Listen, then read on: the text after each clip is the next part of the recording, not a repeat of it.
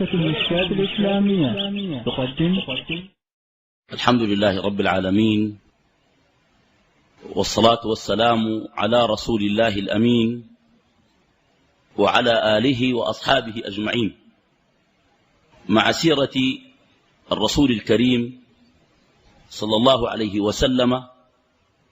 وفي السنة 8 من هجرته المباركة كنا قد وقفنا على غزوة موتة أو معركة موتة أو سرية موتة العظيمة، التي كانت من أعظم السرايا على الإطلاق، ففيها 3000، وكانت في جماد الأولى من السنة 8 من الهجرة النبوية.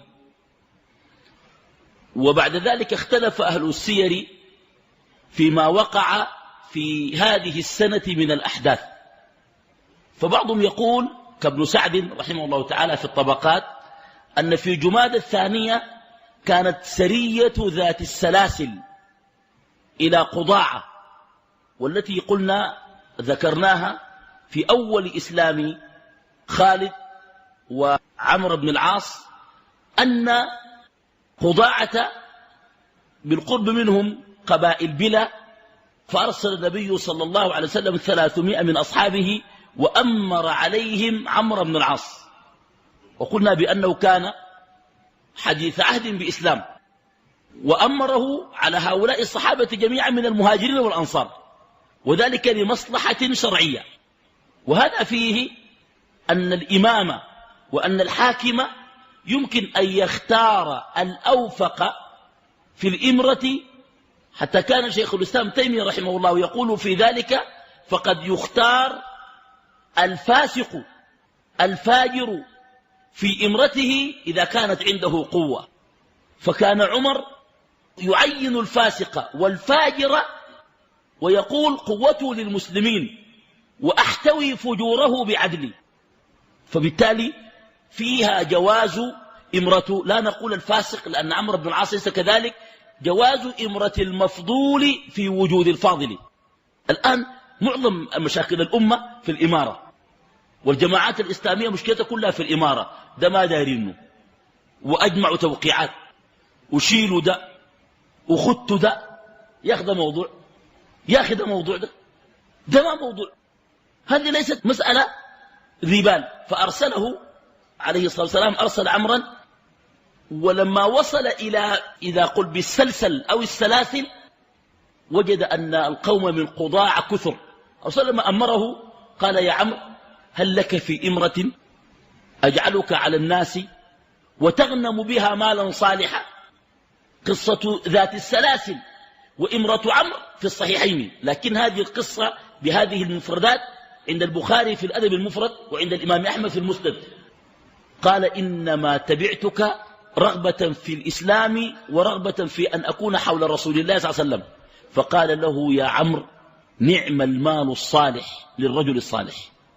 هذا الحديث قيل في هذه المناسبة. المهم قيل أن هذا كان في جمادة، اختلف في سرية الخبط أو في سرية سيف البحر، التي قيل أنها كانت في شعبان، وكان عليها أبا عبيدة. طبعا قصة عمرو بن العاص اختصرتها لأننا تحدثنا عنها من ذي قبل، لكن أهل السير بعضهم يقول أنها كانت قبل فتح مكة بقليل، وبعضهم يقول أنها مؤخرة، لأنه في النهاية لما وصل عمرو بن العاص إلى ماء أرسل رافع بن مكيث الجهني يستمد النبي صلى الله عليه وسلم، فأرسل إليه مددا بإمرة أبي عبيدة، وأمره أن لا يختلف مع عمرو، وفيهم أبو بكر الصديق وعمر بن الخطاب.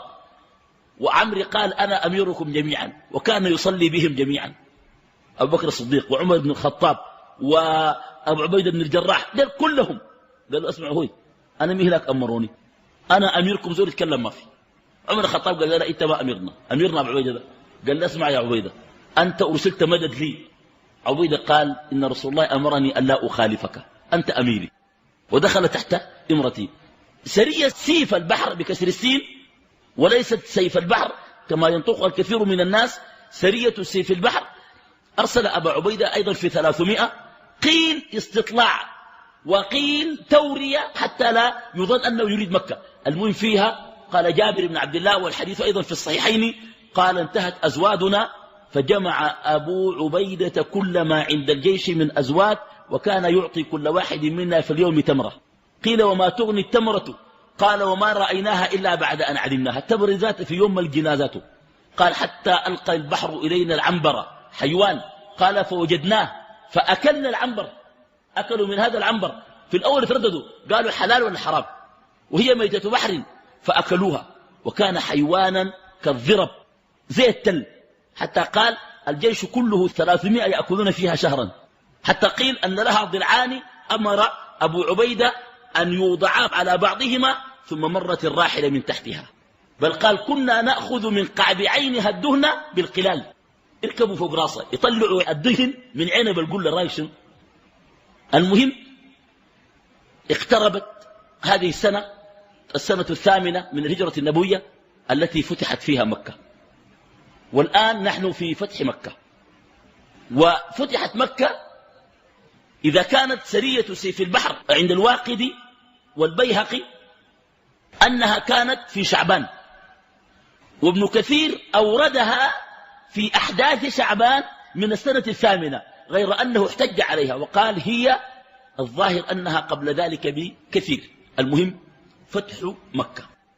طيب قبل فتح مكة في أحداث السنة 8 قيل أن النجاشي أصحمة بن الأيجر رضي الله تعالى عنه قد توفي، وكما في مسلم نعاه النبي صلى الله عليه وسلم وخرج وصلى بأصحابه وقال مات بأرض الحبشة رجل صالح، وقال صلوا على صاحبكم فصلى عليه.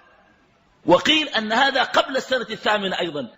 لماذا؟ لأن النبي صلى الله عليه وسلم لما أرسل بعد الحديبية كتب إلى الملوك كان من جملة من أرسل إليهم النجاشي، ولم يكن ذاك النجاشي مسلما، إنما المسلم الذي قبله.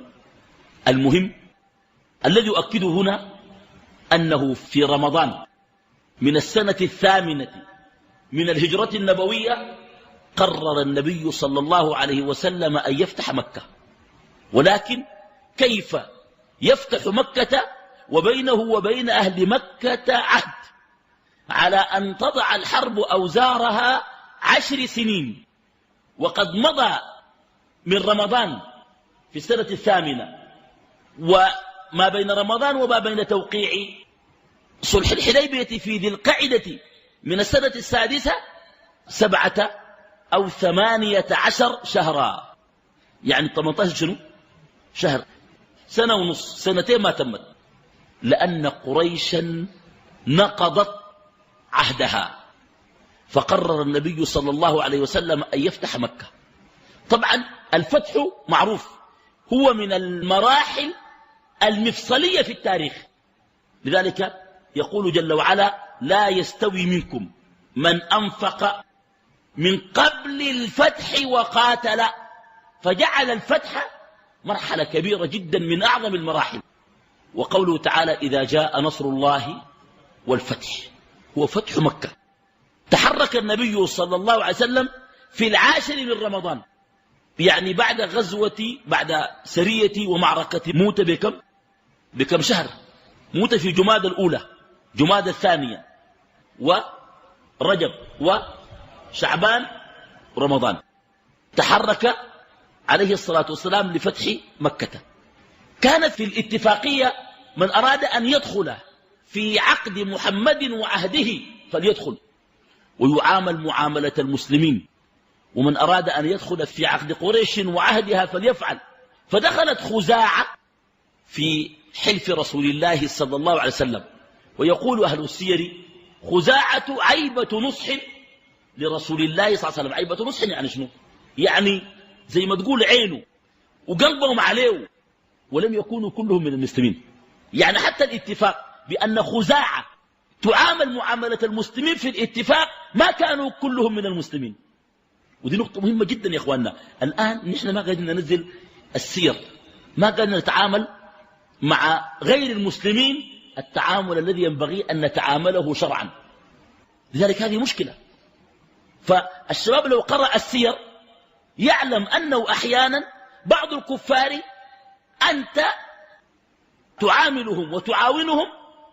وقد مر في السيرة أن الذي أوصل النبي وأوصل أبا بكر من الغار عبد الله ابن أريقط الديلي أو الدؤيلي البكري، وكان كافرا لكنه كان خريتا ماهرا. ممكن نجيب صينيين في البلد نقولون طلعوا لنا شنو أحسن من أمريكا. فبالتالي الاضطراب بتاع إنه الكفار كلهم واحد هكذا هذا في إشكال. إذا كان النبي عليه الصلاة والسلام يوم بدر يقول لو كان المطعم بن عدي حيا وكلمني في هؤلاء النتنة لعفوت عنهم، ما كافر. فخزاعة قبيلة كبيرة كلهم يحبون أن يظهر أمر الرسول صلى الله عليه وسلم، بعضهم مسلم وبعضهم شنو وبعضهم كافر. خزاعة في نسبها ترجع إلى إلياس ابن مضر، إلياس ابن مضر ابن مدركة. وإلياس ابن مضر أنجب مجموعة من الأبناء خرجت منهم قبيلة أسلم، بردة ابن الحصين الأسلمي من خزاعة. هذه قبائل شنو قبائل خزاعة. فخزاعة من القبائل التي دخلت في حلف النبي عليه الصلاة والسلام. وعندهم عهد قديم مع قصي جد النبي صلى الله عليه وسلم أنهم عاونوه في إيلاء الجراهم، عاونوهم. فخزاعة من القبائل الكبيرة. وتميم بني تميم بالمناسبة فرع من خزاعة، بنو تميم فرع من شنو من خزاعة. ولذلك قال أبو هريرة والحديث البخاري لا زلت أحب بني تميم لثلاثة أشياء. قال النبي صلى الله عليه وسلم أشد أمتي على الدجال بنو تميم. قال وجيء له بصدقات بني تميم فقال صدقات قومنا، قال صدقات شنو قومنا. الثالثة وجد عند عائشة سبي جارية من الرقيق سبيت في حروب، عند عائشة جارية قال اعتقيها فإنها من ولد إسماعيل. دي منه بنو تميم من القبائل العربية، وهي فرع من شنو من خزاعة. فبنو بكر دخلوا في حلف قريش. كان هنالك نزاعات بين خزاعة وبين بني بكر، سببها أن الرجل حضرمي يسمى مالك بن عباد كان حليفا للأسود ابن رزن الدؤيلي. دؤيلي معناها بكري من بني بكر، كان حليفا له. نزل في أرض خزاعة تاجر في الجاهلية فقتلته خزاعة. الأسود ابن رزن، الأسود ابن رزن ده أشرف رجل في بني بكر، يعتبر هذه إهانة. ده حليفه يعني شنو ما من بني بكر لكن حليفا له، كان حليفا له. هذا الحليف يعني الأسود قال لك كان بيعطي الدية مرتين، أي دية يدفع بيدفع 2، ما بيدفع دية واحدة. يعني لو جيت تقول له عليك 100 ناقة يديك 200، تقول له 200 يديك 400. فكان سيدا في قومه. فاجتمع بنو بكر على رجل من خزاعة فقتلوه. اجتمعت خزاعة في عرفة في موسم من المواسم في الجاهلية على أنصاب الحرم، يعني بر حدود الحرم، فقتلوا 3 من أولاد الأسود بن رزن، سلمى وكلثوم ابن الأسود بن رزن وثالث. قتلوا هؤلاء شنو 3، وصار الأمر بينهم سجال. بكر أرادت أن تنال ثأرها في أولاد الأسود بن رزن الدؤيلي، فهجموا على خزاعة وقتلوهم. لكن قريش أعانوهم بالسلاح وبالكراع، وقالوا محمد لا يسمع بنا ولا يعرفنا ولا يروننا في الليل. بل قاتل رجال من قريش كسهيل بن عمرو وصفوان بن أمية وعكرمة ابن أبي جهل بغضا في الرسول صلى الله عليه وسلم، فأعطوهم السلاح وقاتلوا معهم. قائد بني بكر أو بني الديل ابن بكر يسمى نوفل ابن معاوية الدؤيلي. نوفل هذا قائدهم، وكان سيد بكر. ده قال لهم يا إخواننا نمشي عليهم. هم في منطقة أو ما يسمى بالوتير، ما الوتير. طبعا يا إخواننا ناس فوجئوا أخذوا على شنو على غيره. لما انتبهوا جعلوا يقاتلون في الليل. لما ضايقوهم في القتل دخلوا الحرم. العرب جميعهم يقولون الحرم، اللي بيخش الحرم الثاني خشت حدود الحرم زول بيمدد عليك ما في. بنو بكر رفعوا سيوفهم وقفوا قالوا يا نوفل إلهك إلهك. فقال المجرم كلمة عظيمة لا إله اليوم. يا بني بكر إنكم تسرقون في الحرم ألا تثأرون لأنفسكم. قتلوهم وهم في الحرم حتى لجوا إلى دار بديل بن الورقاء ومولى لهم يسمى رافع من خزاعة في مكة. دخلوا في البيت وقفل البيت عليهم حتى بعد ذلك كفوا عنهم. قام عمرو ابن سالم الخزاعي وركب إلى النبي عليه الصلاة والسلام ودخل عليه وهو جالس فأنشده أبياتا من الشعر يخبره بما فعلت قريش وبما فعل بنو بكر بهم. لا هم إني ناشد محمدا حلفنا وحلف أبيه الأتلدا. قد كنتم ولدا وكنا والدا. بيتكلم عن قصي خزاعية قد تكون، أو أن خزاعة عاونت قصيا على ملك مكة بعد أن أخرجت منها شنو الجراهيم. قد كنتم ولدا وكنا والدا ثمة أسلمنا فلم ننزع يدا. فانصر رسول الله نصرا أيدا وادعوا عباد الله يأتوا مددا. فيهم رسول الله قد تجردا إن سيم خسفا وجهه تربدا. في فيلق كالبحر يجري مسبدا. إن قريشا أخلفوك الموعدا ونقضوا ميثاقك المؤكدا.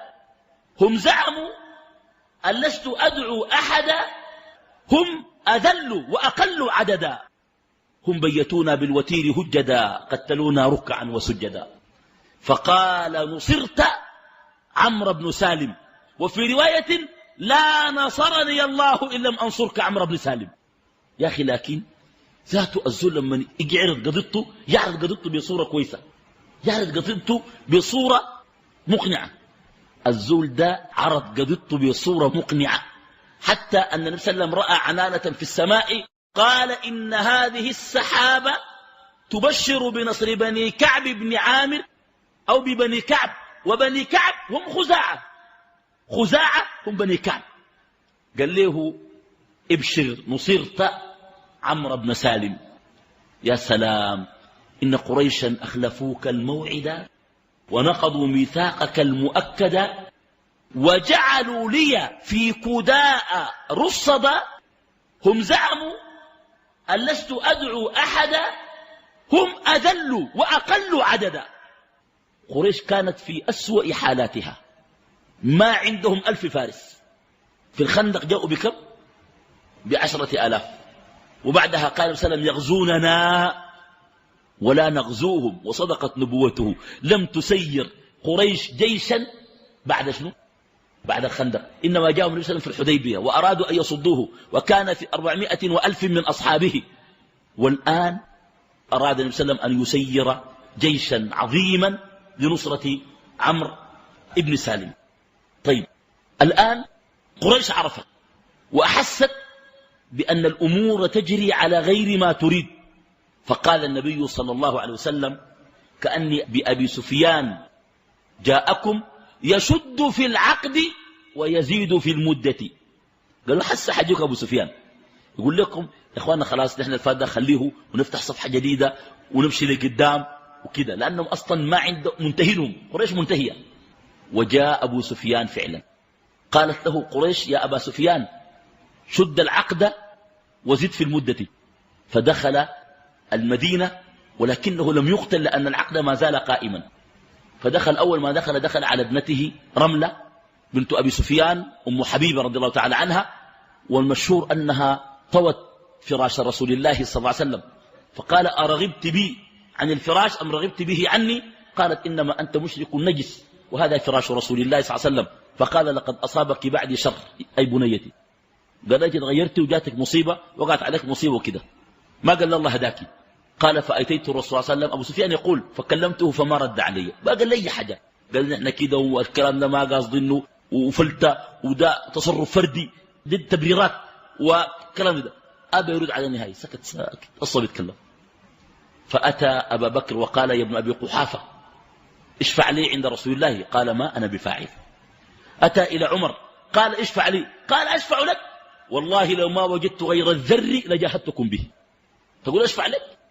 قال فأتيت عليا فوجدته في بيته مع فاطمة وابنه الحسن صغير يشد بين يديه يلعب، فقلت يا أبا الحسن أنت أمسهم بي رحمة وأشدهم إلي قربة، واشفع لنا عند رسول الله. فقال والله ما يستطيع أن يكلمه أحد. قال يا فاطمة اجعلي بنيك يجير، قالت إن بني لم يبلغ أن يجير وإنه لا يجير على رسول الله أحد. وأهل السير تكلموا في هذه المقولة كثيرا، لأنه صلى الله عليه وسلم قال المسلمون يد واحدة ذمة واحدة يسعى بذمتهم أدناهم. فكيف قال ذلك؟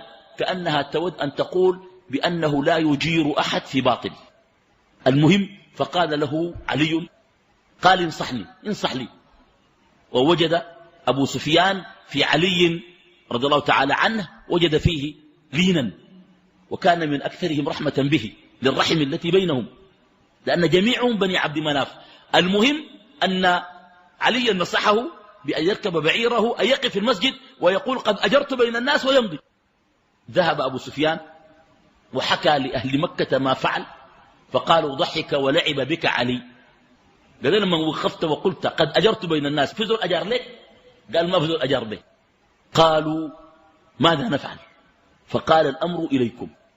وبينما هم يفكرون أعد النبي صلى الله عليه وسلم العدة لغزو مكة ولفتحها، وكان يسأل الله أن يعمي أخباره على قريش، فأن يأخذ بأعينهم فلا يرون وأن يأخذ بأسماعهم فلا يسمعوا عنا. ولكن هنا حصلت مفاجأة من المفاجآت العظيمة، وهي قصة حاطب ابن أبي بلتعة. وحاطب ابن أبي بلتعة هو من بني عامر، وبنو عامر خارج قريش، لكنهم في النسب موجودون، إلى عدنان موجودون، لكنهم بعد قريش، بعد فهر. بعد شنو؟ بعد فهر. فحاطب بن أبي بلتعة كتب كتابا إلى قريش يبث الخبر ويبين الأمر بأن النبي صلى الله عليه وسلم يريد أن يخرج إليكم وقصدكم في جيش ليفعل كذا وكذا وكذا. طبعا يعني هذا حاطب بن أبي بلتعة بدري مهاجر ليس فيه كلمة، تحت وطأة الخوف على الولد والمال يكتب إلى قريش مع امرأة من مزينة، كتب معها كتابا. حتى كتاب حاطب الناس ما قاعد يتكلموا عنه ناسبة، يعني بيقولوا كتب حاطب. كتب حاطب شنو؟ قال له شنو؟ في كتابه ما يدل على إيمانه. في كتاب حاطب قال لهم فإن رسول الله صلى الله عليه وسلم خرج عليكم بجيش كالليل يسير كالسيل. ده كتابه. قال لهم جاكم بجيش شنو؟ زي الليل وماشي زي شنو؟ أما وإنه لو جاءكم وحده لنصره الله عليكم. مؤمن ولا ما مؤمن؟ قال لي خلي الجيش كان جاكم برا والله بينصروا، براو كان جاء برا بينصروا لأنجزه الله ما وعده. يا أخي زود زول مؤمن، مؤمن ما فيه كلام، لكن يوريك إنه المؤمن قد يضعف أحيانا. فجاء الخبر من السماء فأمر النبي صلى الله عليه وسلم عليا والزبير أن يدركا الضعينة المزنية أو المزنية عند روضة خاخ، وهي قرب حمراء الأسد. روضة خاخ دي قرب حمراء الأسد، لا تبعد من المدينة كثيرا. فأدركوها وفتشوا رحلها فلم يجدوا، فقال لها علي أما وإن رسول الله لا يكذب والكتاب عندك، إما أن تخرجيه وإما أن أجردك وأكشفك. فلما رأت جده قالت له أعرض عني. قبل كده شوف مرة مشركة ما تقدر تشوف شعرها، ونسوان مسلمة شعر إلا الدنيا كله في الفضائيات. ترى شنو الدنيا كلها تعين في شعر. يا أخي لو ما في دين، ما في أخلاق، ما في أدب، أعرض عني. قال لها قلت قبل كده. فأخرجته من عقاصها وبين ضفائر شعرها، كخات في شعره. وجيء بالكتاب إلى رسول الله صلى الله عليه وسلم وهو حجة دامغة ما يقدر يقول ما كتبت. وأراد عمر أن يضرب عنقه وسماه منافقا، ولكن النبي صلى الله عليه وسلم لأنه مربي حرص أن يسمع منه ولم يتعجل. انت ما تتعجل، ما قال لي انت خلاص تاني ولا كلمة والموضوع انتهى. يا ده موضوع خطير والنسب. جيش مسلم على الرسول صلى الله عليه وسلم ترسل الخبر، يقول لك ترسل الخبر للكفار ليبنوا للكفار.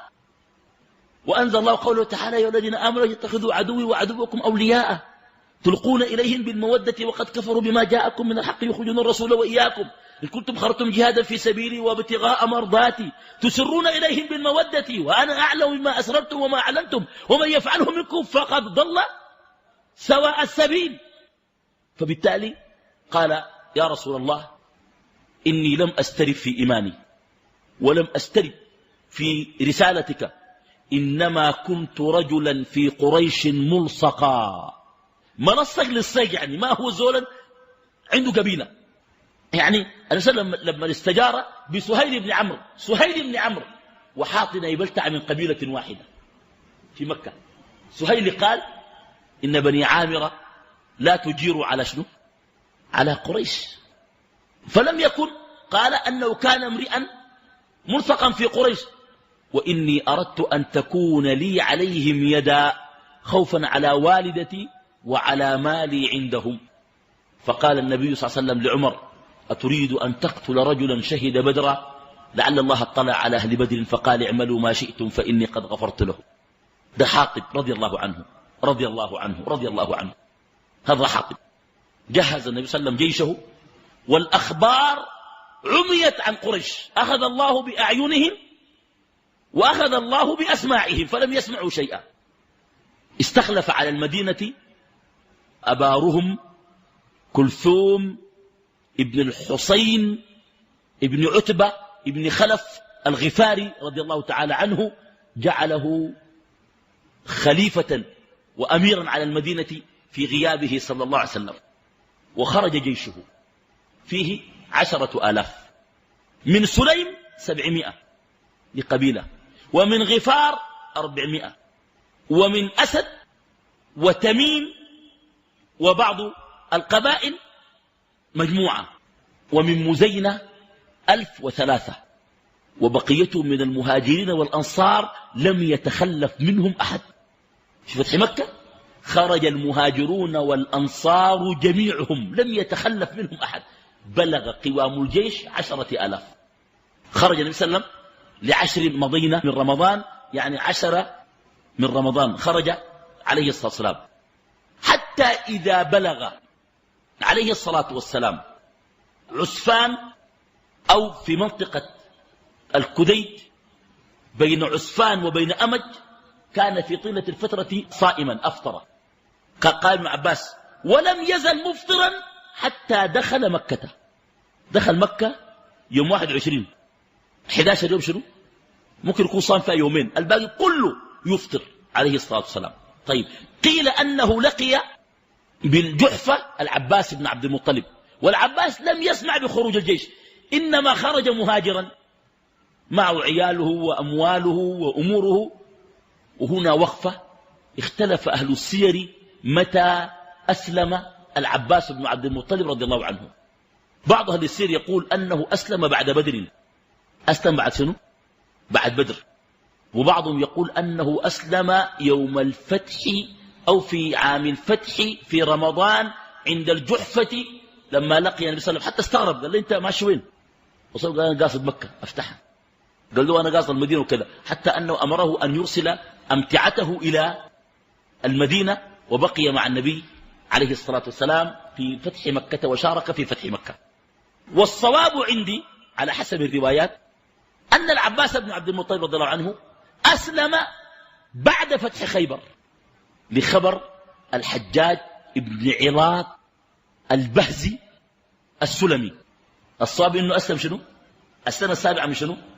وبقي مقيما في مكة بأمر الرسول صلى الله عليه وسلم، ورسول الله صلى الله عليه وسلم عنه راض. الرسول صلى الله عليه وسلم راضي شنو؟ راضي منه، دمنه العباس. طيب، في منطقة في الطريق تسمى بنيق العقاب. نيق العقاب. بمنطقة نيق العقاب جاء أبو سفيان ابن الحارث ابن عبد المطلب وعبد الله ابن أبي أمية بن المغيرة المخزومي، جاءوا ليسلموا. الأول أبو سفيان، ما أبو سفيان بن حرب، أبو سفيان ابن الحارث ابن عبد المطلب، ابن رسول شنو؟ ابن عمه. وعبد الله ابن أبي أمية بن المغيرة أخو أم سلمة، لأنها هند بنت أبي أمية بن المغيرة، اللي هو بيقبل رسول الله شنو؟ صهره، مش كده؟ الرسول الله مزوج شنو؟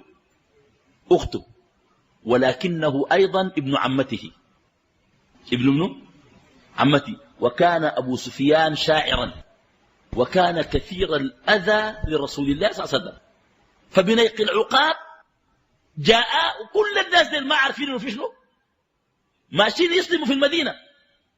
فقام أبا النبي صلى الله عليه وسلم أن يلقاهم وقال لا يرين أحدهما وجهه لي. فجاءت أم سلمة تقول يا رسول الله إنما ابن عمك وابن عمتك وصهرك.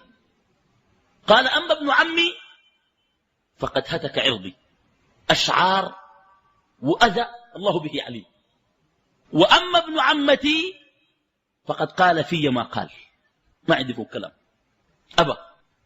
فجاء أبو سفيان قال له يا رسول الله إما أن تبايعنا على الإسلام وإما أن نهيم في هذه الصحراء فنموت عطشا. فرق عليه الصلاة والسلام وقبلهما وقبل إسلامهما وبايعهما عليه الصلاة والسلام. إخواننا، يعني دائما في ميزة، في مشكلة. أنت لما تكون حاكم تنسى حزبك. أنت حزبك شنو؟ ما عندك حزب تاني، أنت حزبك الناس دول كلهم، تاني ما عندك حزب. يا أخي شوف النبوة دي كيف. يا أخي رسول الله عامل والله فتح مكة مدرسة، يعني شوف الناس اللي اتعامل وأنماط الناس. يا أخي ناس أهدى الرسول الله دماءهم، وقال لو وجدتموهم قد تعلقوا بأستار الكعبة فاقتلوهم. بعضهم ما قتل وقبل النبي إسلامه. رايشم الشيء ده واسع. شوف لما يقول الأمر له حزب ضيق، لكن لما تقول الدين ده واسع. لما تقول الإسلام ده واسع كويس. المهم قبلهما عليه الصلاة والسلام. أما أبو سفيان فقد وقف بعد ذلك مواقف كما سوف نعرف في حنين عجيبة جدا من القوة والصلابة في الحق، حتى أنه أنشد شعرا وقال الذي طردته كل مطرد، يعني قال رسول الله بالندى طردته كل مطرد، فضرب النبي على صدره وقال أنت الذي طردتني كل مطرد. المهم هذا أبو سفيان بنيق العقاب. بلغ النبي صلى الله عليه وسلم مر الظهران، وهي على أعتاب مكة وقريب من مكة، نزل فيها. وإلى هذه اللحظة قريش لا تعرف شيئا. النبي صلى الله عليه وسلم في مر الظهران العباس رضي الله عنه قال أما وإنه لو فاجأ قريشا بجيشه هذا لم يبق في قريش أحد أبد الدهر، لم يبق فيهم أحد أبد الدهر.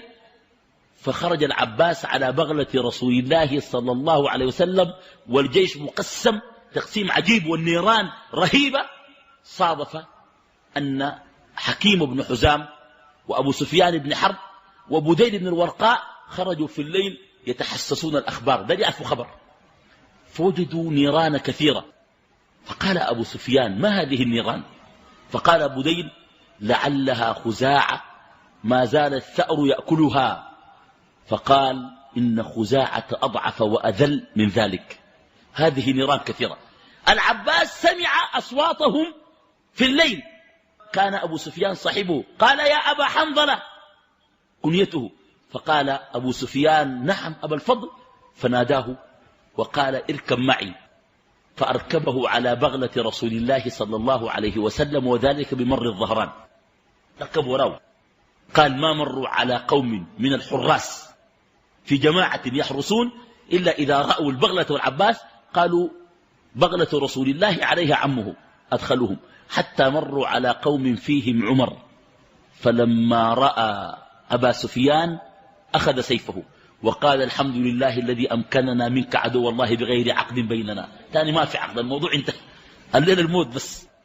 قال العباس فما زلت أركض بالبغلة وعمر يركض ركض البغلة البطيء الذي يسبق الرجل البطيء. قال فوصلنا سويا عند رسول الله صلى الله عليه وسلم. ثاني عمر قدام رسول الله بيكتب إلا رسول الله إذن، وما بيقول لك إذن لي، صح؟ كله يقول لك شنو الشغل ده، كله يقول لك شنو إذن لي.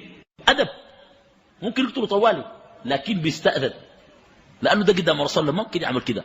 فتكلم العباس وعمر تساجلوا. عمر يقول لا عهد له ولا كذا وسنقتله وهو الذي فعل، ورسول الله ساكت ما تكلم.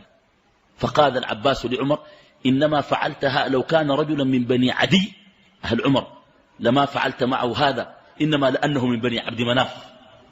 يا إخواننا الشيء المفروض تفهموه إنه الأمويين والعباسيين أبناء عموم لزم، مش أبناء عموم اللفة، أبناء عموم لزم. يعني عبد شمس ابن عبد مناف وهاشم ابن عبد مناف أخوان طوال لزم.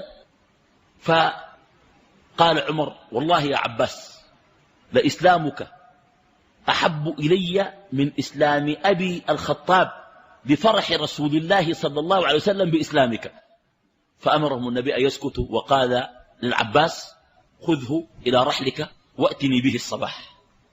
الآن أبو سفيان في مر الظهران وين داخل شنو؟ داخل المعسكر، داخل الجيش الصباح. فجاء به، أول ما قاله قال ويلك يا أبا سفيان ألم يأن لك أن تعلم أنه لا إله إلا الله؟ لسه أنت؟ قال أما هذه فقد علمتها، ولو كان في الآلهة نفعا لرأينا ذلك منها. الموضوع انتهى، قال له ما في آلهة تنفع والموضوع انتهى، بس الله بس قال له. قال أما آن لك أن تعلم أني رسول الله؟ قال أما هذه ففي النفس منها شيء. قال لي لسه ما تأكدت، زور واضح هي يكذب. فما زاد العباس به أمام رسول الله حتى شهد أن لا إله إلا الله وأن محمد رسول الله. فقال العباس إن أبا سفيان رجل يحب الفخر، وقيل أن حكيم وابو ديلن جاءا وأسلما أيضا. وهذه رواية عروة رحمه الله تعالى. هذا الذي حصل بمر الزهران. وفي مر الزهران يقول جابر رضي الله تعالى عنه كنا نجتني الكباث، وقال عليه الصلاة والسلام عليكم بالأسود منه فإنه أطيب. والكباث هو ثمرة الأراك. شجرة شنو؟ الأراك عندها شنو؟ ثمرة اسمها شنو؟ الكباث. الأسود منها أوصى به من؟ النبي عليه الصلاة والسلام. وفيها يقول أنس في مر الزهراني قال رضي الله تعالى عنه أنفجنا أرنبا، يعني زكلون أرنب كويس لصيدها. قال الذين كانوا معي لغبوا تعبوا. قال فما زلت حتى أدركتها وأتيت بها لأبي طلحة فأرسل منها وركا للنبي صلى الله عليه وسلم فقبله. أو صلى الله أكل شنو؟ أكل الأرنب. في ناس طبعا ممكن الأرنب ده ما بيأكلوا، مخيرين، دار يأكلوا ما دار يأكلوا ما في مشكلة. المهم لما أراد أبو سفيان أن ينصرف في مر الزهران قال النبي صلى الله عليه وسلم للعباس احبسه عند خطم الجبل، عند مضيق الجبل احبسه حتى يرى جنود الله. لو عنده باقي شك شنو يروح منه. فقال إن أبا سفيان رجل يحب الفخر، فقال من دخل دار أبي سفيان فهو آمن، ومن دخل داره فهو آمن، ومن دخل البيت الحرام فهو آمن. أبو سفيان وقف عند مضيق الجبل، فجعل العباس يقف معه. إذا مر قوم يقول من هؤلاء؟ يقول هؤلاء سليم، يقول مالي ولسليم، وهذه مزينة ومالي ومزينة، هؤلاء غفار مالي وغفار، هؤلاء أسد مالي وأسد، حتى جاءت الكتيبة الخضراء التي فيها رسول الله صلى الله عليه وسلم ولا يظهر منهم إلا الحدق من الحديد، حديد جد ما في إلا العيون. قال من هؤلاء يا عباس؟ قال هؤلاء المهاجرون والأنصار. وفيهم رسول الله صلى الله عليه وسلم، قال: لقد أصبح ملك ابن أخيك اليوم عظيما. قال: إنها النبوة يا أبا حنظلة. قال: نعم إنها النبوة. اقتنع، وزي بيقولوا آمن واقتنع تماما، وجرى يسبق الجيش إلى قريش، وقف في وسطهم وقال: لقد جاءكم محمد بما لا قبل لكم به. فقامت هند تأخذه من شاربه تقول: اقتلوا الشيخ العجوز، قوموا على زود اقتلوا. فقال لها: لا يغرنكم كلام هذه، والله لقد جاءكم محمد بجيش في كتيبة من المهاجرين والأنصار. الناس اقتنعوا كلام أبو سفيان صح. قال: وماذا نفعل؟ قال: من دخل دار أبي سفيان فهو آمن. قالوا: ويحك وما تغني دارك عنا، كلنا نجي نخش في بيتك. قال ليه؟ قال: ومن دخل داره فهو آمن. فانصرف الناس إلى بيوتهم، ودخل النبي صلى الله عليه وسلم مكة. طيب، صفة دخوله صلى الله عليه وسلم مكة. يا إخواننا، أنت ما حتستطيع تستوعب عظم المسألة. إنه يدخل مكة بعد 21 سنة من البعث والرسالة، منذ أن نزل الوحي. حصلوا فيها من التقلبات في مكة نفسها في عقد من الزمان ويزيد، تعذيب وآلام وذكريات مختلطة بفرح وبألم وبحزن وبسرور. يذكر أبا طالب، ويذكر خديجة التي دفنت بالحجون، ويذكر ذكريات كثيرة، ويذكر رحلة الطائف. وقد خرج من مكة قبل 8 سنوات، وما عاد إليها إلا في الحديبية وفي عمرة القضية. وها هو يدخل مكة ظافرا منتصرا ممكنا. قد خضعت له مكة قبل 20 سنة. كان يصدع بالحق في بدايات الدعوة سرا وفي دار الأرقم، وكان يؤذى قريش في عنفوانها وفي قوتها وفي شدتها وفي خيلائها وكبريائها. ما كان يظن أحد أنه سيدخل مكة هكذا. دخل مكة وهو يقرأ سورة الفتح. قال شنو؟ ما فتر لسانه عليه الصلاة والسلام طيلة دخوله مكة من قراءة سورة الفتح. شوف الفهم عليك الله، شوف الفهم. دخل وعليه عمامة سوداء، وقد شد في شقه حبرة، وهو لباس يماني مخطط كويس، لكنه دخل مطأطئا رأسه، حتى أن عثنونته صلى الله عليه وسلم، العثنون طرف اللحية، تمس وسط الراحلة، يطأطئ رأسه أدبا وذل لله عز وجل. لا يعرف الكبرياء في مواقف النصر، ولا يعرف التعالي في مواطن القوة. إنما هي قوة ممزوجة بقيم، وإنما هي عزة محلاة بأخلاق، لأنه لا يعرف إلا ذلك، ولم يتربى ولم يتعلم إلا ذلك. بالله الناس خاضعين له، لم يشمت بأحد من أعدائه. هذه البلد التي منعها، هذه البلد التي منع أن يصدع بالتوحيد فيها، هذه البلد التي أوذي في رحابها وضيق عليه، هذه البلد التي سفكت فيها دماء بعض أصحابه من سمية بنت الخياط وياسر، آل ياسر، ماتوا في هذه الرحاب وعذبوا في هذه الرمضاء. دخل عليه الصلاة والسلام في قمة الأدب يطأطئ رأسه، حتى أن عثنونه يكاد يمس وسط الرحل في قمة الأدب. وهكذا الأنبياء عند النصر لا تأخذهم نشوة النصر ولا عزة النصر فيفقدون تماسكهم، لكنه نصر عزيز. أخي ربنا قال له: وينصرك الله نصرا شنو؟ عزيزا. ده النصر العزيز. والله العظيم دي أخلاق وآداب وشمائل ينبغي أن تنقل إلى الدنيا. دخل عليه الصلاة والسلام، وأبو قحافة عنده حفيدة له من بعض بناته، قال: وكفيف اجعلني فوق الجبل. قال: ماذا ترين؟ قالت: أرى سوادا كالليل. قال: هذه الخيل. ماذا ترين؟ قال: أرى من يتحرك بين السواد. قال: هذا الوازع، الوازع اللي بينظم الجيش. قال: ماذا ترين؟ قالت تحرك السواد، قال لها تفرقت الخيل، أنزليني إلى داري سرعة. دخل، كانت راية الأنصار عند سعد بن عبادة، وقد كان سعد حنقا يقول اليوم يوم الملحمة، اليوم تستحل الحرمة. فقال النبي صلى الله عليه وسلم لا، اليوم يوم المرحمة. أخذ منه الراية تأديبا له، لكن من الحكمة النبوية العظيمة دفعها إلى قيس ولده. شوف الإخوان المعالجات، شال الراية منه، لو شال أداء أي زول أزول ده ما بكون راضي. أداء لمنه قيس بن سعد بن عبادة، الموضوع انتهى خلاص، تمت المعالجة.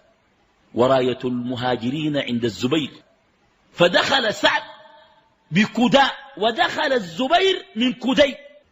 كداء اللي هي الآن أقرب إلى المعلات، اسمها في مكة المعلات. ودخل النبي صلى الله عليه وسلم وغرز رايته وضرب قبته عند الحجون، حتى أن أسامة بن زيد قال له يا رسول الله أين منزلك في مكة؟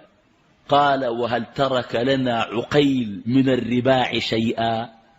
في البخاري عقيل أبي طالب باع حاجاته كلها، قال له يا أخي زود ما خلي لنا حاجات نحن ننزل فيها. عقيل رضي الله عنه لما في البيوت كلها باع، بيوت أهله كلهم. طبعا العباس أسر يوم بدر، وعقيل أسر يوم بدر وفديا بمال. فقال وهل ترك لنا عقيل من الرباع شيئا؟ إني نازل عند خيف بني كنانة حيث تقاسموا على الكفر. نزل في الخيف بالمناسبة. الآن المسجد الآن الاسم مسجد الخيف في منى، نزل فيه النبي عليه الصلاة والسلام منزله، هو جزء من مكة. في مكة، هو جوا مكة بالمناسبة. الخيف ومنى مزدلفة ذات جوا مكة، لكن عرفة خارج شنو؟ خارج مكة، عرفة في الحل. فالمهم نزل النبي صلى الله عليه وسلم. في رجل من بني بكر اسمه حماس. حماس ده قرر هو مجموعة من فرسان مكة أن يقاوموا، فقاوموا خالد بن الوليد في منطقة تسمى بالخندمة. التقى فيها خالد وكان معه مجموعة من الصحابة، واقتتلوا قتالا شديدا مع هؤلاء. قتل من المشركين 13 رجل، وقتل 4 أو 5 من المسلمين في فتح مكة، منهم كرز ابن جابر الفهري، ومنهم خنيس ابن خالد ابن منقذ الخزاعي. والمفاجأة شنو؟ خنيس ده أخو مرة مشهورة، أخو أم معبد التي نزل النبي صلى الله عليه وسلم في خيمتها، هي عاتكة بنت خالد ابن منقذ، وهو خنيس ابن خالد ابن منقذ، خزاعية، هو خزاعي، قتل. وقتل أيضا من الصحابة سلمة ابن الميلاء. المهم حماس ده شايل سيفه يجهز فيه، فقالت له زوجه ما هذا يا حماس؟ فقال لها أريد أن أواجه جيش محمد. قلت له قيل أن هذا الجيش لا يواجهه أحد، ما بتقدر عليه انت. قام مشى، بعد شوي جري. المرة قامت قلت لها زول هوي انت وانت ماشي تكاتل جابك جاري شنو؟ فقال لها إنك لو رأيت يوم الخندمة إذ فر صفوان وفر عكرمة، كان معه عكرمة بجهل وسهيل، إذ فر صفوان وفر عكرمة، قال وأبو يزيد قائم كالموتمة، يعني زي ما عنده حاجة، قائم كالموتمة، إذ استقبلتهم السواعد المسلمة يضربن كل ساعد وجمجمة، لم تنطقي باللوم أدنى كلمة. قال له ما كنت كلمت بعد، انت زول ما قال لك من الأول انت الشفق على شنو؟ انت ما كانت ترزع في بيتك ده الشفق، انت إذا تشوف بعينك. دخل النبي صلى الله عليه وسلم مكة وقد أهدر دماء أي زول، من دخل كلهم آمنون. في 8 أمر النبي صلى الله عليه وسلم أن يقتلوا ولو تعلقوا بأستار الكعبة. أولهم عبد الله بن سعد بن أبي السرح رضي الله تعالى عنه. عبد الله بن سعد بن أبي السرح معروف. عبد الله بن سعد بن السرح كان قد أسلم ثم ارتد ورجع إلى قريش. النبي صلى الله عليه وسلم غضب شديد، فقال إذا وجدتموه متعلقا بأستار الكعبة فاقتلوه. وهو من بني عامر بن لؤي أيضا. حاطب من بني شنو؟ عامر ومنه وعبد الله بن سعد وسهيل بن منه ابن عمرو وسودة بنت زمعة أم المؤمنين من بني عامر بن لؤي. كلهم أسرة واحدة. فالنبي صلى الله عليه وسلم أهدر دمه، وكان أخا لعثمان بن عفان من الرضاعة. حبسه عثمان عنده، مشى دس في بيت عثمان. جاء به عثمان في مجلس رسول الله صلى الله عليه وسلم يريد أن يبايع له. أبى النبي صلى الله عليه وسلم أن يبايعه، غضبان منه وهو مطأطئ رأسه. ولما طال وقوفه وألح عثمان بسط النبي يده لعبد الله بن سعد بن أبي السرح هنيئا له فبايعه. أجمع أهل السير أنه لم يرى منه بعد ذلك إلا خيرا، ومات في صلاة الفجر رضي الله عنه. حسن إسلامه وجاهد وكان من العقلاء. شوف ده لو كان لحق مات ده تاني ما كان بالكلام ده. شوف الهداية دي علم عن ربنا بس. حتى أن رجلا من الأنصار قال أطلت يا رسول الله؟ قال انتظرت ليقوم أحدكم فيضربه بالسيف. فقال لم لم تشر إلينا؟ كان تحمل أي إشارة. قال ما كان لنبي أن يأخذ بخائنة الأعين. ما في نبي بيعمل حركات بتحت تحت. الأنبياء شغلهم كله واضح بفوق فوق، حاجات بتحت تحت ما بيعملوا. لكن انتظر، قال يمكن يقوم زول قلبه حار يقتلوا، لكن الناس دي ما قدروا يقتلوا لأنه قدام الرسول صلى الله عليه وسلم. هذا يشوف الرأي فيه شنو، وده يوريك إنه الإنسان ممكن تكون عنده فرصة. عشان كده التعجل من الناس الآن، أنا أرى هذه المواقف أوجدها الله لنا في سيرة نبينا صلى الله عليه وسلم حتى لا نيأس من أحد أن يكون فيه خير. هذا درس عظيم ينبغي أن نتعلمه وأن ندرسه. السيرة تهذب، السيرة تعلم. من الذين أهدر النبي صلى الله عليه وسلم دماءهم عبد الله بن خطل، وهو من بني تيم بن غالب. تعلق بأستار الكعبة فأدركه أبو برزة الأسلمي رضي الله تعالى عنه وسعيد بن حويرث المخزومي فقتلاه دمات. وكان له قينتان مغنيتين، واحدة تسمى فرتنا وقينة ثانية كان يكتب لون الشعر برضو درتدة كويس. كان يكتب الشعر وقلوا غنوه في هجاء النبي عليه الصلاة والسلام. إحدى الجاريتين قتلت والثانية استؤمن لها فأمنها عليه الصلاة والسلام. بعد ما قال كان لقيته فاستار الكعبة، بعد ذاك جات وحنسه وافق خلاه. أنا دائما بتجيني مقارنة بين عبد الله بن سعد وبين عبد الله بن خطل. ده ما فيه خير ابن خطل ده، عشان كده ما لقى طريقة ذات زول يأمن ومات في الكعبة، متعلق في أستار الكعبة، ماسك الأستار قتله. راك شنو؟ وده ربنا مرقه لأن الله علم في دواخله خيرا وفي معدنه صدقا فأراد له خيرا رضي الله تعالى عنه. وعكرمة بن أبي جهل هذا النبي صلى الله عليه وسلم دمه معروف. وعكرمة ركب البحر، في البحر هم راكبين في البحر خلاص داير يشرب، هاجت البحر وكانت السفينة تغرق، فقال ربانها إنه لا تخلصكم آلهتكم إنما يخلصكم رب السماء أخلصوا له.